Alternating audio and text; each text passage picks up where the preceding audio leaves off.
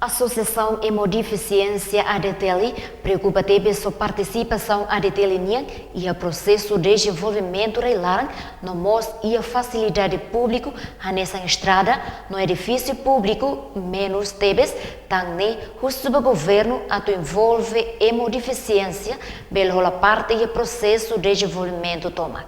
Questão ne fosse o diretor ADTL Cesário lhe o discurso bem a abertura do seminário o tema sensibilidade físico e desenvolvimento nacional onde garante ema ida labele hela e hakoto e a Timor Plaza Quintane. Ne dehan de la barak ema ho deficiência a participa e a facilidade público, mas vê condição no ambiente e la foi espaço ba ema ho deficiência a participa. E a fatinganisan Presidente Comissão F e Parlamento Nacional, Deputado Noé da Silva Dehan, Parlamento e Komitmento nebe bot ba sensibilidade e maho deficiência.